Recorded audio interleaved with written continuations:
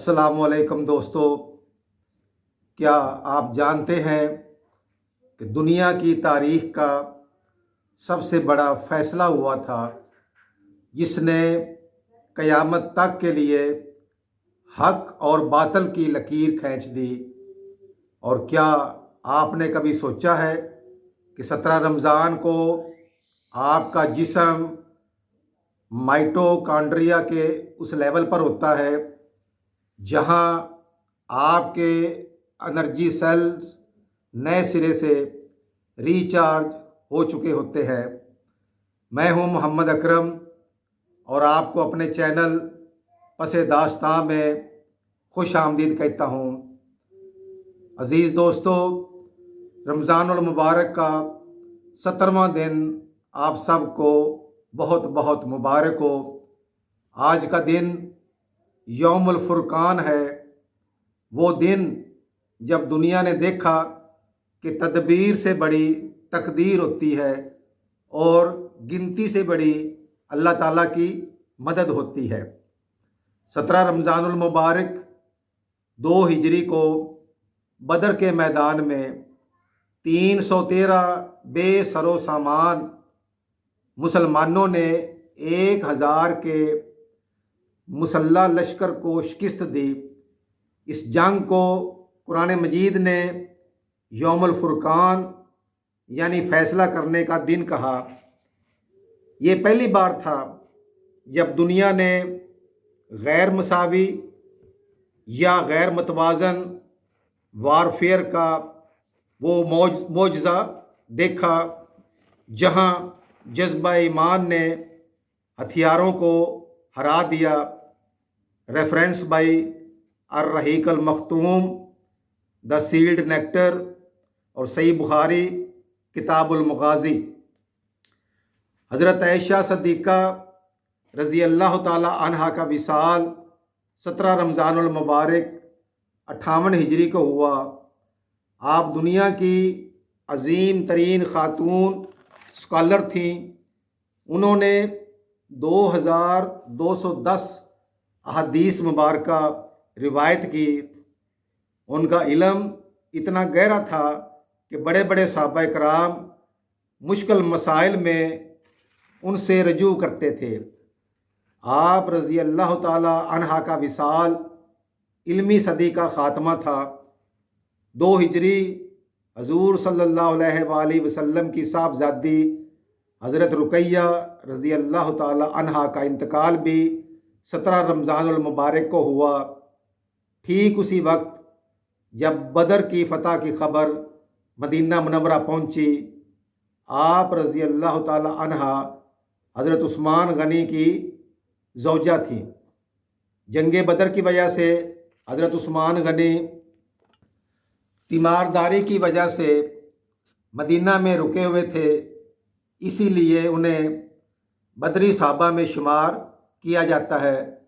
Reference by البدایہ والنہایہ، امام خطیب۔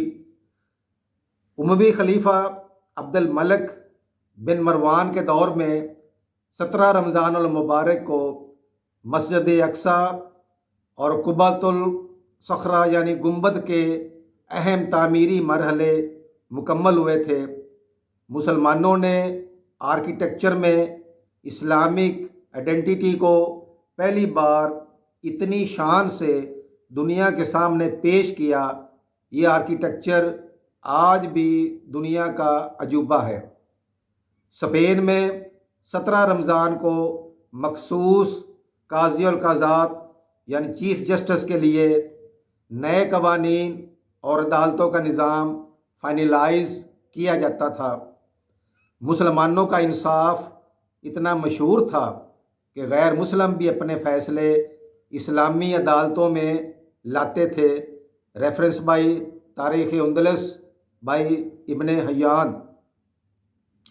Science کا ایک حیرت انگیز معجزہ، 17 روزے تک آپ کا جسم سروائیول موڈ سے نکل کر ہائی ایفیشنسی موڈ میں آ جاتا ہے۔ تحقیق کے مطابق 17 رمضان المبارک تک مسلسل فاسٹنگ سے آپ کے سیلز میں माइटोकॉन्ड्रिया की तादाद बढ़ने लगती है। इसका मतलब है कि आपका जिस्म अब कम ऑक्सीजन और कम कैलोरीज में ज़्यादा एनर्जी पैदा करने के काबिल हो चुका है। यही वजह है कि 17 रमज़ान अल मुबारक को बदर के गाज़ी थकावट की बजाय मज़ीद जोश में थे। 17 रमज़ान अल मुबारक की सुबह रसूलुल्लाह सल्लल्लाहु अलैहि वसल्लम ने जो दुआ मांगी थी, या अल्लाह, अगर आज ये मुट्ठी भर जमात हलाक हो गई तो ज़मीन पर तेरा नाम लेने वाला कोई ना बचेगा। ये दुआ हमें सिखाती है कि जब इंसान अपनी पूरी कोशिश कर लेता है तो फिर मोजज़े शुरू होते हैं। रेफरेंस बाई सही मुस्लिम। इमाम कुर्तुबी ने अपनी तफसीर के अहम हिस्से रमज़ान के इन्हीं मुबारक दिनों में रिवाइज़ किए थे। उनकी तफसीर अल जमीउल अहकाम अल कुरान आज भी फ़क़ही मसाइल का सबसे बड़ा ज़रिया है। रेफरेंस बाई तज़किरा अल हुफ़ाज़। बदर की फ़तह के बाद मक्का मुकर्रमा में मौजूद मुशरिकीन के दिलों में हैबत बैठ गई। रमज़ान वो दिन था जब हक़ की दावत नफ्सियाती या साइकोलॉजिकल तौर पर बातिल को हमेशा के लिए पीछे धकेल दिया। The life of Mohammad by the इब्ने इसहाक। 17 रमज़ान मुबारक का सबक है कि कामयाबी सिर्फ गिनती या तादाद में नहीं, बल्कि मकसद की सच्चाई और अल्लाह ताला पर तवक्कल में है। अशराए मग़फ़रत का ये दिन हमारे लिए एक नया माइंड सेट लेकर आता है। तो दोस्तों, बदर का मैदान हो या माइटोकॉन्ड्रियल एनर्जी, 17 रमज़ानुल मुबारक हमें ये सबक देता है कि जब हम अल्लाह ताला के लिए खड़े होते हैं तो कायनात की हर चीज़ हमारी मदद करती है। आपको आज के इन 10 वाक़यात में से सबसे ज़्यादा हैरत अंगेज़ वाक़या कौन सा लगा, कमेंट में ज़रूर बताएं। कल मिलते हैं इंशाअल्लाह ताला 18 रमज़ानुल मुबारक की उस दास्तान के साथ जब सल्तनत उस्मानिया ने दुनिया में नया इनकलाब बर्पा किया था। तब तक इजाज़त दें। अल्लाह हाफिज़।